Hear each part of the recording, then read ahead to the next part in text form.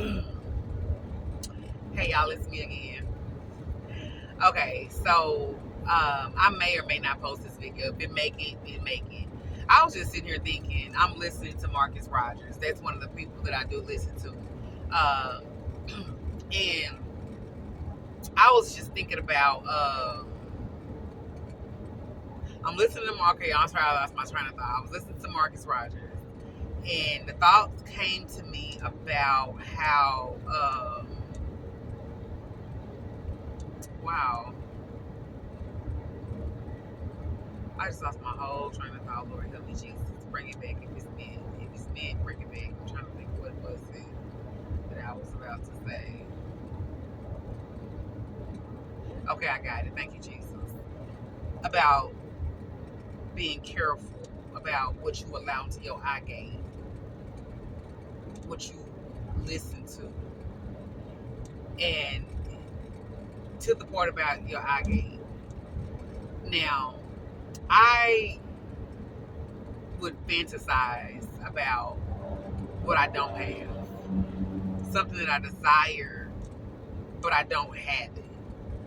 And so I would watch movies or shows that would portray and I would resonate with certain things because it was something on the inside of me that desires that thing. And so since I'm not getting it, I don't have it physically, I would watch it on TV and connect with it that way. Now, at one point it wasn't bothering me too much, but I knew that I didn't need to be, doing that. I knew that I shouldn't, and it kind of started to bother me a little bit. But and then I would get caught up in the shows, and it was like I would live the shows. I would dream the shows. I would think the shows. Couldn't wait so I can okay, it's time for me to watch my show. Like I would be immersed. I would what they call it, purge. I can't remember what word it is. Just splurge. I don't know. Anyway, I would sit there and just watch hours, 4, 5, 6 hours of TV, just watching the show, watching it. And I would dream about the people. I would become infatuated with some of them. Now, all of that is sinful, right? And I think I knew that, but because I was so lacking and I was still blinded in some other areas of my life, I still did it anyway because it was like I don't have nothing else. I ain't doing nothing else. This is as close as I'm gonna get to it. That was my mindset. And so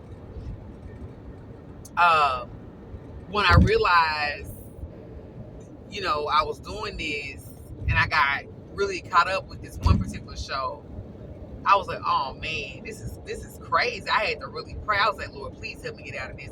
This is not good. I don't need nothing having no grip on me like that. It was a stronghold. I think they got a hold of me. And so God got me out of that. And then some years later, I kind of picked it back up watching some other shows, a few other shows I started watching. And I would imagine stuff. I would create a scene in my head of something that I desired, something that I wanted I wasn't getting. So I would play out the whole scenario. So I would go into this another place in my head and allow myself to go into this place to the fact to where I'm almost feeling, I'm feeling it. And I knew it was wrong, but I chose to do it anyway. And then I got convicted. And I was like, I gotta stop. I gotta stop. I just can't keep doing it because, stuff starts in your mind and the sin starts in your mind and you start thinking about it. Now you doing it. And then ultimately it leads to death. So, eventually I got to the point to where I was like, I gotta stop imagining it's not holy. It's not, because it's not. So I repented for that, got past that. But then I continued I will find like a show, just random shows I will find, or series and stuff like that on TV, random stuff I would find or whatnot, and it was always something that seemed to resonate with something that I was missing on the inside, something I desired. I know what I desire. I desire something. There is something that I desire physically that I don't have, and so I'm watching these shows and series and stuff, and so now I'm at a point to where I'm really aware that I have got to stop watching this. I cannot watch this. I'm too vested because I'm dreaming about these people. I'm thinking about these people. Like, this is ridiculous. So I watched my last show. Now let me see. I don't know. I watched my last show, and when I watched it, you know what?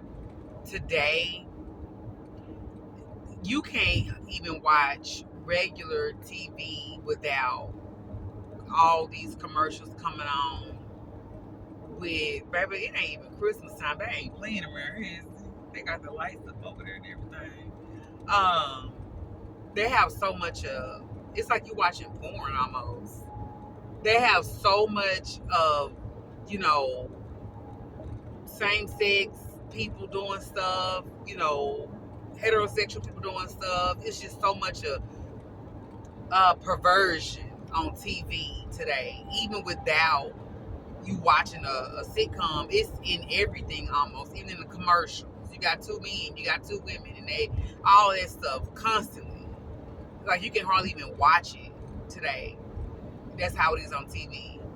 And so I watched my last show, and I'm not gonna say what I watched. I'm not gonna go into all that stuff at the moment. And I knew watching it, and I resonated with this person on the show because, like me, she was the underdog. She was the outsider. She was the big girl. She was the one that you know what I'm saying? So I resonate, and that's what they do. They make these movies. And I've heard people say stuff about witchcraft with this type of stuff, and I'm sure they do that.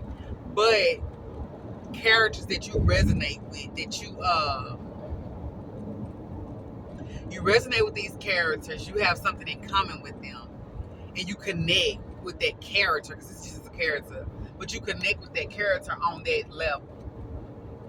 And so I was like rooting like this, yeah. Oh wow, look at that fall. God, please, that is like something on TV. Good grief. That's something else right there. So God was like dealing with me, like I just knew, like, this is it. You have come, this is it. You gotta stop. Like, you cannot, because you just can't. You're gonna have to stop this. You're gonna have to stop. It's just that simple. And I watched my last little show, and after it, and I said, you know what, Lord, and then I was listening to this lady, and I think I'm gonna stop because I need to use the bathroom. I can feel it, and then I need me some coffee because I done got sleepy. It done hit me. I'm like, oh Lord.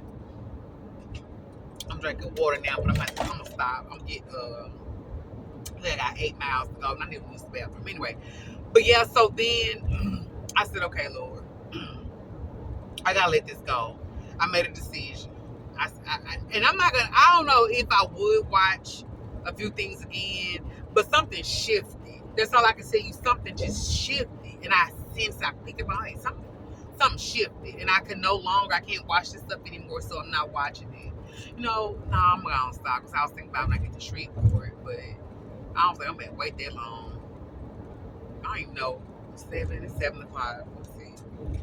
Anyhow, so I said, okay, Lord, I'm done. I'm not gonna do this anymore. So since then, I watch old time shows. And I'm not even really watching TV how I was watching it before I noticed that. Like, I would stay up all night, not all night, but 2, 3, 4 o'clock in the morning watching TV. Now, I have had a few instances where I still do that if I can't sleep. But I am no longer watching those type of shows. Like, I watched the Elvis Presley documentary. That was interesting because I didn't know Elvis Presley was a pedophile. And I did not know that. And it's just that's a story. I want to talk about that, like how it's wrong across all levels. But you got your Elvis Presleys, you got your Hugh Hefners that do it. But R. Kelly and Pete, all of them, they wrong. I'm not saying it's right. It don't matter your color, but it goes to show you. Now, I know Epstein got caught up with some stuff. I'm not talking about that stuff too much because I don't know a lot about it, but I do know that color plays a big factor in a lot of different things or whatnot. But the fact that Elvis was dating girls 14 years old, he was 40 years old. Like, seriously? Those were the girls that he liked. And even in the documentary, his nurse said that, his nurse said, her words, not mine, that, everybody knew about it, but they turned a blind eye to it. But he liked young girls. He's a 40-year-old man. You 40 years old. Wait, what that looks like, and you dating a 14. And the parents would this is the key thing, parents was basically selling their kids, allowing them to be with this man. But he was the one, which the lady said, he the king of rock, what you gonna do? That's people's mindset, for real, so sad. Anyway, but, I watch, old shows, like, I'm trying to think of some names of some stuff, like, what's that show about, the movie about the white girl? Well, she wasn't white, but she looked like she was white. She was passing, and the mama died. Lord, what's the name of that?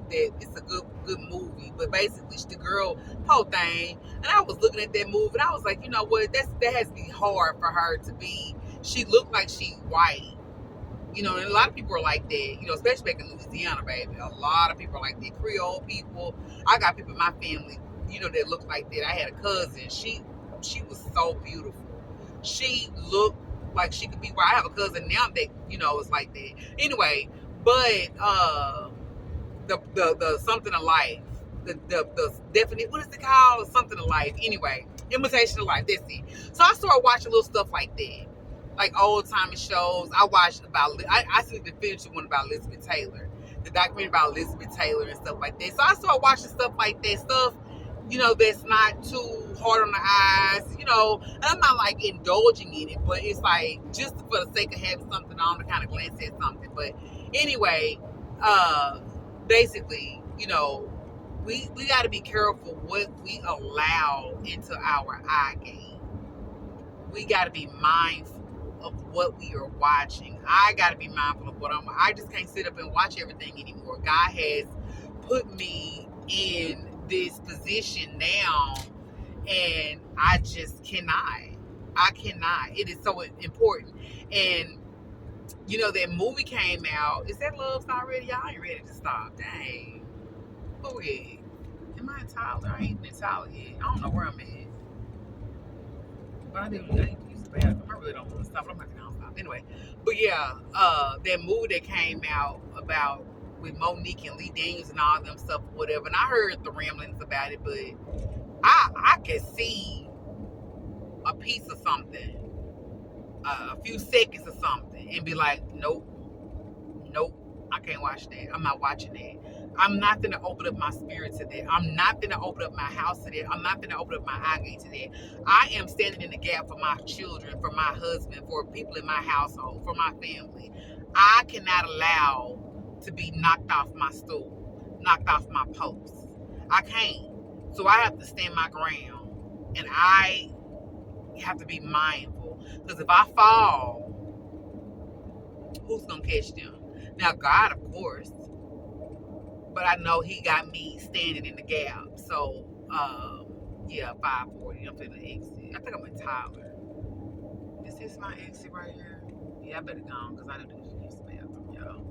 But anyway, so and I'm grateful that God has put me in this place, put me in this position.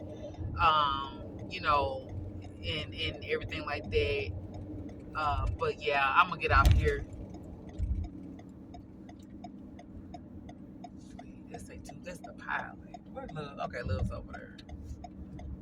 I could stop right here.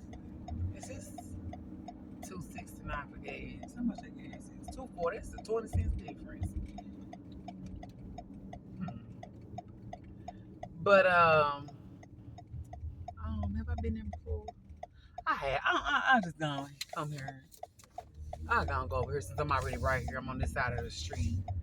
Cause I did use the bathroom. I ain't got time. You know, I would like to go to Love. That's my little spot. But I'm come on over here. But anyway, y'all. Yeah, I'm finna get off here real quick. I'm finna go and run in here and use the bathroom. And even though I'm good on gas, I'm still gonna put some more in here, honey. Yeah, I'm gonna grab some more gas too. But yeah, y'all. Anyway, that's it. I just wanted to share this. Like I said, I don't even know. Girl, wait a minute. They ain't got no. Oh, it's diesel. I was gonna say, what is going on? They got these bags on the pump, but it's for the diesel gas. I was gonna say, Lord, wait there. All right, y'all. I'm out. I'll be back. I'll talk to y'all soon. Bye.